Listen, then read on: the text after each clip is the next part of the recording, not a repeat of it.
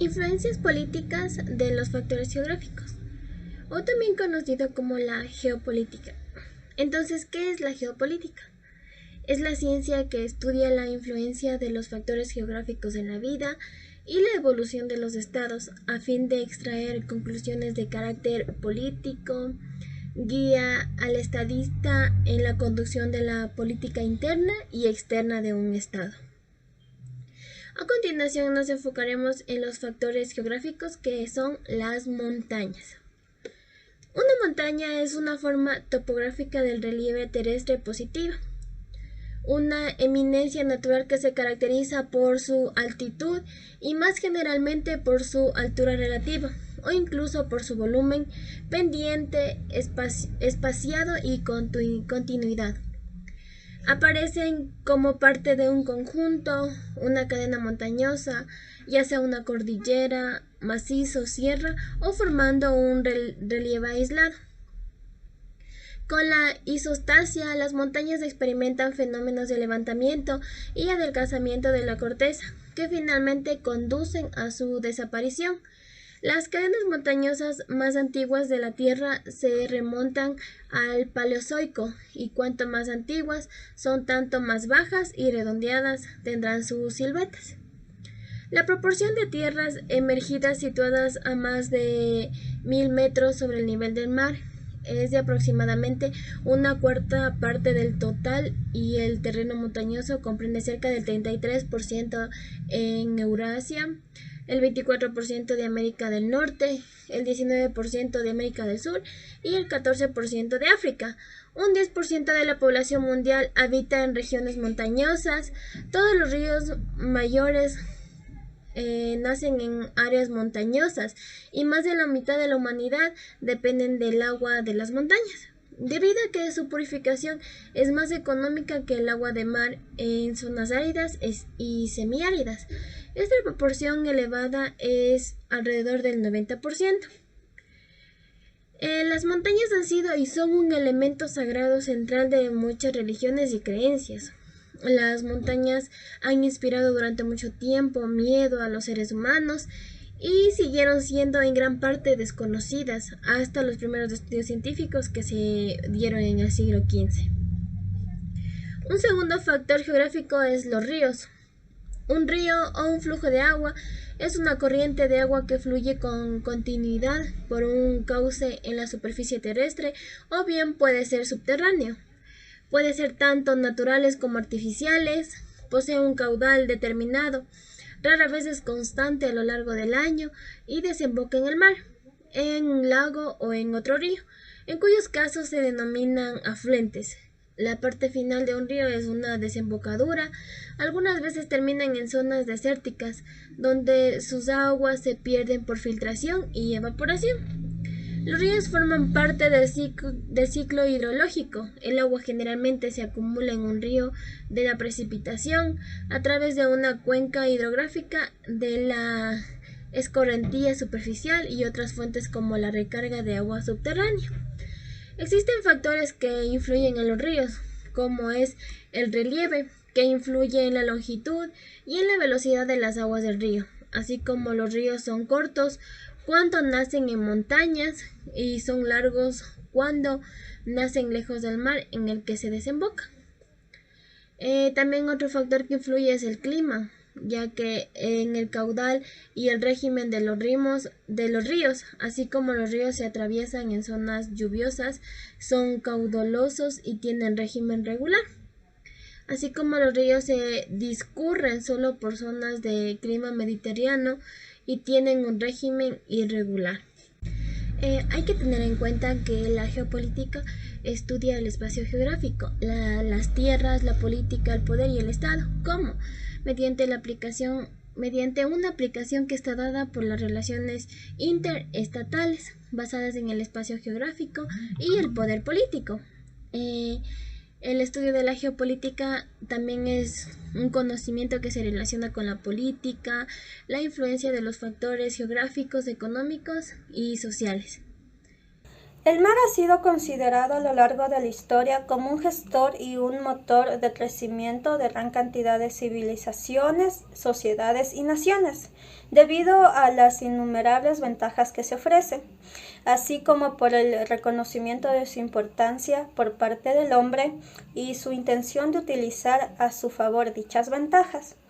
El mar constituye cerca del 70% de la superficie del planeta Tierra, por lo cual debe ser analizado con un mayor detenimiento.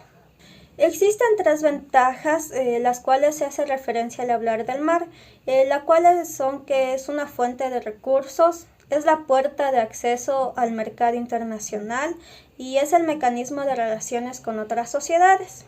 El mar ha servido para el desarrollo de la economía en el mundo. Fue parte activa en el origen del comercio internacional. Desde que las antiguas civilizaciones empezaron a relacionarse con otras sociedades mediante el intercambio de productos, el mar ha venido consolidándose como un actor de primer orden en la sociedad del comercio internacional y su actual desarrollo. Los desiertos se originan por unas cuestiones climáticas o de morfología, que hace que algunas regiones del planeta no reciban la cantidad de agua suficiente para producir alguna vegetación. Sin embargo, la principal causa de la desertificación es el mal manejo que el hombre ha hecho de la tierra, y por esta razón la desertificación es una de las principales causas para la sostenibilidad del planeta. De acuerdo a un estudio de la Organización de las Naciones Unidas, ONU, la desertificación amenaza a 168 países del planeta y podría comprender un 38% más del territorio global en los próximos años. Los principales orígenes de los desiertos es la circulación de los vientos y la circulación de la humedad, que crearon las zonas más ricas con vegetación en torno al Ecuador. Por esta razón es que el desierto más grande del mundo, el del Sahara, con 9 millones de kilómetros cuadrados de superficie, está ubicado en la región inmediatamente superior del Ecuador. De acuerdo al informe de la ONU sobre la desertificación publicado en el 2014, la pérdida de tierras fértiles para la producción de alimentos tiene un costo global de 160.000 millones al año. A mí me toca hablar primero sobre las influencias políticas de los factores geográficos de las islas. Las Islas Malvinas, Georgias del Sur y San del Sur contribuyen a un soporte aeronaval de primer orden, donde el Atlántico Sur, junto a las islas Tristan de Cujuan y Gould de Santa Elena y Ascensión, este rosario de islas permite el dominio de tráfico marítimo desde Sudáfrica y Sudamérica y sur del Atlántico del Norte, lo mismo que las rutas marítimas entre Sudamérica y África. Las islas en Ascensión, si bien pertenecen a Gran Bretaña, tienen instalaciones de bases militares, ya que en la isla de Ascensión, si bien de estas bases militares están en Norteamérica, las mismas que se utilizó para el apoyo logístico a la flota que invadió por segunda vez las Islas Malvinas.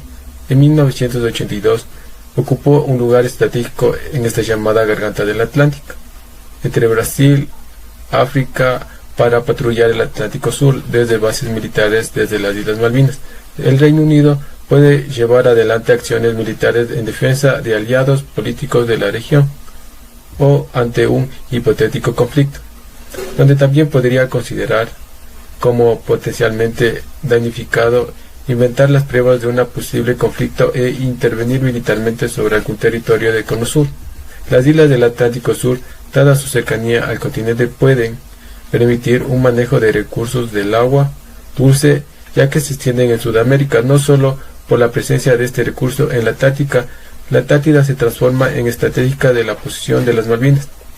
El subcontinente alberga enormes reservas de agua, en estado sólido y líquido, tanto en la superficie como en el subsuelo, que incluye los glaciares, las cordilleras de los Andes y las cuencas hidrográficas del Plata, y la Amazonía es un acuífero del Guarani. 1,2 millones de kilómetros cuadrados. Asimismo, la selva amazónica constituye el bosque tropical más grande del mundo, donde se encuentra al menos 10% de la biodiversidad conocida en el mundo. El turismo es un factor adicional que hizo de las Islas Malvinas un punto atractivo desde lo económico, según el gobierno de las islas. Entre 2008 y 2009 hubo un aumento del 2000% de visitantes. Unos 70.000 turistas visitaron las Malvinas. En 2010, en 2011, con una sensible baja la temporada, solo visitaron 45.000 turistas, ya que el conflicto entre las Argentinas y Gran Bretaña por la soberanía de las Islas Malvinas y las protestas sociales en el sur de Chile han afectado el turismo en la región al impedir que los cruceros con miles de visitantes toquen el puerto malvinense. Los chilenos y argentinos, esto provocó un malestar entre los comerciantes Ushua, donde el turismo que generaba la industria de los cruceríficos es lo fundamentalmente para la economía local. Las cámaras de los empresarios de turismo calculan que cada pasajero que bajaba de la ciudad dejaba casi promedio de $12.000 y $16.000 por gastos de comidas, excursiones y los regalos. Voy a hablar sobre las influencias políticas de los factores geofísicos y la extinción. La importancia, ya que esto en los territorios como la tierra, la superficie o la extinción. En lo geofísico y en lo político y en lo económico o social se agregan factores relacionados con la seguridad, el exterior en relación a la protección natural, como fuente de recursos alimenticios, sus aspectos políticos y militares, su funcionalidad y posición de conformación, ya que su clima, lugar y escenario donde se vive, la comunidad política, todos esos factores mencionados en forma precedente, condicionalmente y de desenvolvimiento más o menos favorable y desfavorable a las agrupaciones humanas. Y por ende del Estado como actor estratégico. La base física donde se habita la población y dentro de sus cuyos límites se ejerce el Estado, la autoridad y la actividad política social, ya que comprende la superficie terrestre, el subsuelo, las aguas interiores, el mar territorial, el aire o el espacio que se eleva sobre la superficie del suelo y el mar territorial. Lugares ocupados en otros estados por embajadas, legislaciones diplomáticas, buques mercantes que enarbolan la bandera de cada estado y los buques de guerra, aunque estén en aguas de otros estados. En el estudio implica que la geopolítica del territorio debemos considerar los siguientes variables: su tamaño o su extensión, y la geofísica, ya que esto va a ser muy importante para el territorio. La ubicación de estos recursos permitirá el desarrollo económico de nuestro país. La geofísica es importante para el país ya que contribuye a la búsqueda de los recursos minerales útiles para el hombre. ¿Cómo se hace geofísica? Existen dos tipos de geofísica. La geofísica aérea consiste en utilizar aviones adaptados con potentes sensores que envían señales hacia la superficie de la Tierra. La información del terreno retorna y se almacena en unos dispositivos de alta tecnología para posterior análisis e interpretación de la información. Recordemos que existen minerales metálicos que contienen oro, plata, cobre, y no metálicos como arena, ripio, entre otros materiales que sirven para la construcción de infraestructura como casas y puentes. La geofísica terrestre utiliza equipos especializados que emiten impulsos eléctricos o ondas magnéticas que son enviados hacia el subsuelo. Los materiales o rocas que se encuentran bajo la misma generan una respuesta hacia estos estímulos, brindando información sobre sus... Buenas tardes, yo les voy a hablar sobre un punto geofísico que es el relieve. Bueno, al nivel del Ecuador, el relieve se caracteriza por una extraordinaria diversidad de paisajes, entre la presencia del gran eje montañoso que es la cordillera, como en nuestro caso la cordillera de los Andes. Bueno, entre estos aspectos vamos a tener en cuenta un punto clave que es el desarrollo económico y tecnológico. Bueno, la búsqueda del desarrollo tecnológico y económico de toda la organización humana involucra un cambio geofísico local que se deriva en la implementación de actividades sistemáticas y metodológicas que contribuyan al crecimiento de una sociedad. Es decir, que para poder asentarse una sociedad en alguna montaña, en algún sitio, se debe tener un impacto del relieve o un estudio del relieve. Bueno, el crecimiento de las ciudades conlleva una modificación desmedida del entorno y produce el aumento de la vulnerabilidad de la población ante la ocurrencia de desastres naturales de origen natural o antrópico. Con esto se refiere que si no existe un estudio de relieve o un análisis previo, podría ocurrir como una tragedia de origen natural, ya sea un deslave, como lo hemos visto anteriormente en Quito. Bueno,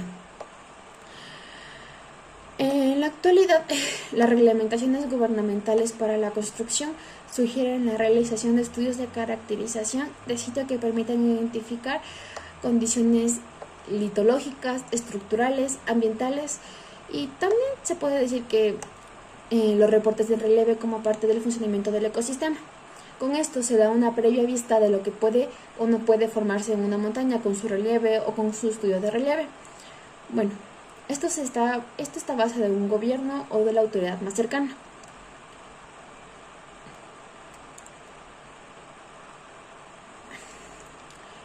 El análisis del relieve consiste en el ordenamiento sistemático y jerárquico de la configuración del terreno, que son procesos geomorfológicos y de fenómenos naturales interrelacionados sobre la superficie terrestre.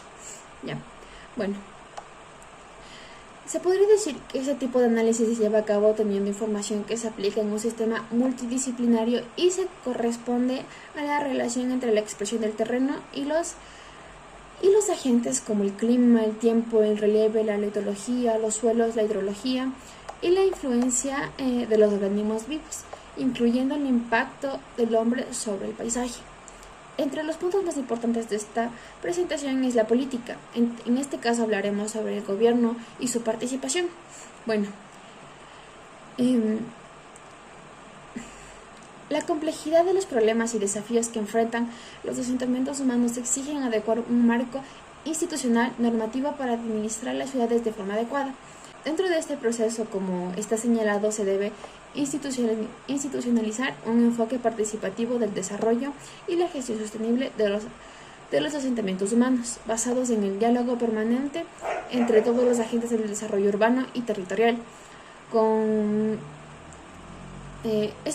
Esto se hace con la participación de varios interlocutores. Hoy en día en el país la democracia no solo se ejerce a través de los mecanismos tradicionales de la democracia representativa, como partidos políticos, votos, elecciones, etc. Sino que estos se complementan con otros propios a la democracia participativa, que son la concertación, monitoreo, evaluación de las políticas, etc. Para ampliar las relaciones, esto se utiliza para ampliar las relaciones entre el Estado y la sociedad. Con esto me refiero a que incrementar los niveles de gobernabilidad se podría reforzar la mejor participación del público, donde deberán emprender campañas de sensibilización para que la población reconociera y comprendiera la importancia de las tierras, relieves y sus recursos y papel que las personas y los grupos sociales podrían desempeñar al respecto. Es decir, que el gobierno, con su participación ciudadana, deberán hacer campañas de sensibilización para que los habitantes de la zona aledaña más cercana entiendan lo que es capaz o lo que no es capaz de hacer en ese terreno o ciudad para construir. Es decir, que se deben hacer análisis previos para comprender o entender más o menos cómo se planea construir o asentar una sociedad ahí. Las dimensiones y la complejidad de los fenómenos urbanos que se dan en el país hacen necesario reemplazar muchos aspectos de la gestión urbana convencional por una tecnología operativa eficiente que permita aprovechar las economías de escala y contigüidad, y así evitar desigualdades que surgen en las ciudades y territorios. La eficiencia de las políticas públicas se manifestará a través de los instrumentos novedosos de gestión territorial y urbana. Esto permitirá la utilización racional de los recursos con que se cuenta, considerando las oportunidades, las necesidades más urgentes y la adaptación de las proyecciones futuras. Con esto me puedo referir a que el gobierno o el cabildo más cercano deberá utilizar su economía y sus gastos y hacerse frente a los gastos para dar una mejor sensibilización acerca de un relieve, de un sitio o de un terreno donde se podría asentar una civilización futura. Ya. Muchas gracias. La geofísica es una disciplina experimental, ya que ésta emplea lo que son los métodos cuantitativos para el análisis de las ondas sísmicas, entre otros fenómenos como puede ser la gravedad, el electromagnetismo, la radioactividad terrestre, entre otros aspectos de nuestro planeta. Uno de sus objetivos es lograr la comprensión más cabal de los sistemas físicos. La geofísica es una ciencia muy amplia, ya que tiene múltiples aplicaciones. Gracias a la geofísica se ha podido lo que es realizar las tomografías hacia el exterior de la Tierra y descubrir lo que son las capas. También se aplica lo que es la búsqueda de los recursos naturales y la explotación de la minería y explotación petrolera. También es útil en la búsqueda de los recursos de agua subterránea. Tiene aplicaciones arqueológicas, ya que éstas se aplican en un enfoque a la geología ambiental, en la prevención de riesgos y también tiene un amplio uso en la ingeniería civil. Por otro lado, tenemos lo que es que la geofísica es una ciencia exacta que emplea el método físico que suele acudir entre otras disciplinas y buscar lo que son las herramientas para llevar adelante sus estudios. La altitud. Se denomina la altitud a la distancia vertical que existe entre cualquier punto de la Tierra en relación al nivel del mar. Para calcular lo que es la altitud se toma en referencia el nivel del mar y se expresa en una cifra de metros. En geografía, la altitud es la distancia vertical de un punto de la Tierra con respecto al nivel del mar, llamada la elevación sobre el nivel del medio del mar.